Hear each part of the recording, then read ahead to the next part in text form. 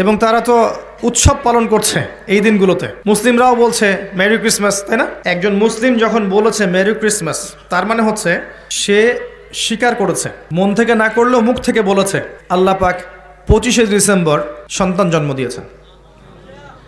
বুঝি না আমরা কি বলি, অথচ এই কথা যদি আসমান সমূহ শুনতো, পাহাড় শুনতো, রিয়্যাক্ট করার ক্ষমতা পেত, এখতিয়ার পেত, তারা নিজের অবস্থান থেকে সরে যেত। শোনেন, যখন নূহ আলাইহিস সালাম ছিলেন, তিনি মুসলিমই ছিলেন এবং তার ধর্মের নাম ইসলামই ছিল। যখন ইব্রাহিম আলাইহিস সালাম ছিলেন, তার রিলিজনের নাম ইসলামই ছিল, তিনি মুসলিমই ছিলেন। দাউদ, সুলাইমান, ঈসা, মূসা, শুআয়ব, হুদ, সালেহ, মুহাম্মদ সাল্লাল্লাহু আলাইহি ওয়াসাল্লাম, কোনো নবী মুসলিম ছাড়া অন্য কিছু ছিলেন না। ইসলাম নতুন কোনো ধর্ম নয়, বরং সৃষ্টির শুরু থেকে এই ধর্ম চলে আসছে। কথা কি বুঝতে পারছেন? আল্লাহ পাক এই সূরার মধ্যে বলেছেন, ওয়ামা ইয়াবতাগি গায়রাল ইসলামি দীনান ফালা ইউকবালা মিন।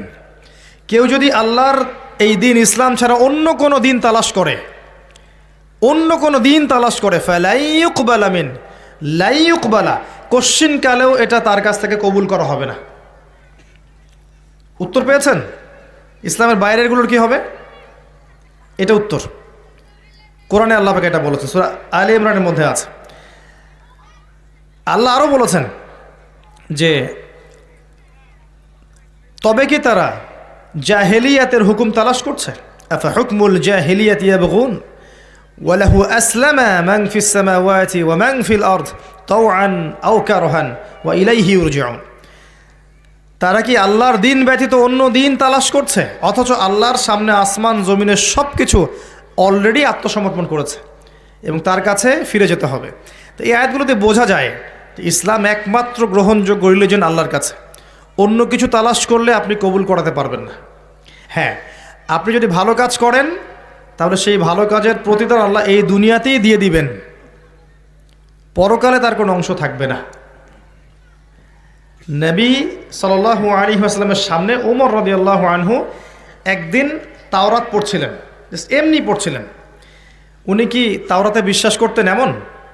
তাওরাতের অনুসারী ছিলেন এমন না, এমনি ভালো লাগা থেকে পড়ছিলেন, জাস্ট পড়ছিলেন। নবী সাল্লাল্লাহু আলাইহি ওয়াসাল্লাম এই দৃশ্যটা দেখে রাগে তার চেহারা লাল হয়ে গেল। তিনি বললেন, ইয়া ওমর, হে ওমর, তুমি তাওরাত পড়ছো? আমার সামনে তুমি তাওরাত পড়ছো? লাউ কানা মূসা হাইয়ান, যদি মূসা, যার উপর তাওরাত নাজিল হয়েছিল, এই মূসা যদি এখন জীবিত থাকতো, ফাত্তাবা'তুমূহু, আর তোমরা তার অনুসরণ করতে, ওয়া তারাকতুমুনি, আর আমাকে ছেড়ে দিতে, লা দালালতুম আন সাওয়াইস সাবিল, তাহলে তোমরা সঠিক পথ থেকে বিচ্যুত হয়ে যেতে। লাউ কানা মূসা হাইয়ান, যদি মূসা এখন জীবিত থাকতো, তাহলে ওয়াদরাকা নবুয়তি, এবং আমার নবুয়ত পেত, লাত্তাবা'আনি, অবশ্যই তার উপর কর্তব্য ছিল আমার অনুসরণ করা। কথা কি বুঝতে পারছেন? মূসা, দাউদ, সুলাইমান, অন্য সম্প্রদায়ের বইপত্র তো অনেক দূরের কথা।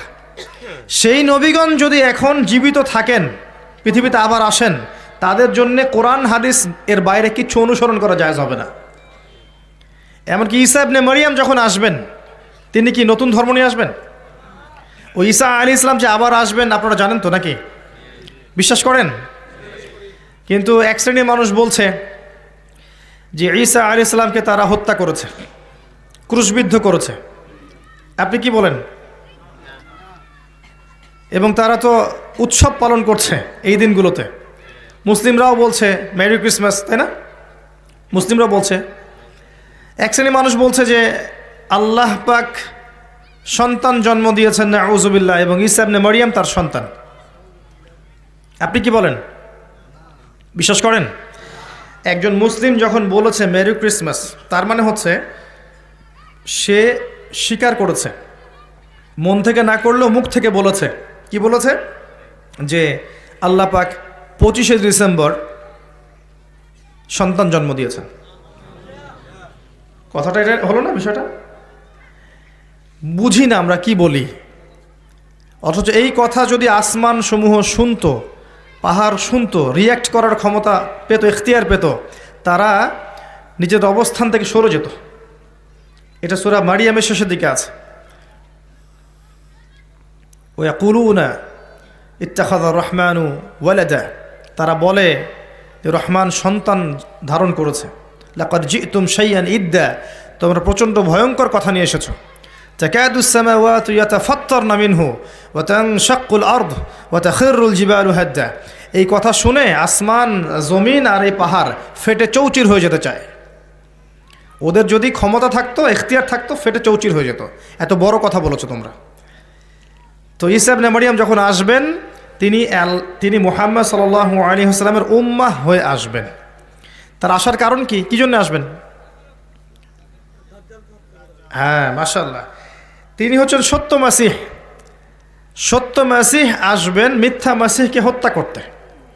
মিথ্যা মাসিহের নাম মাসিহুদ দাজ্জাল।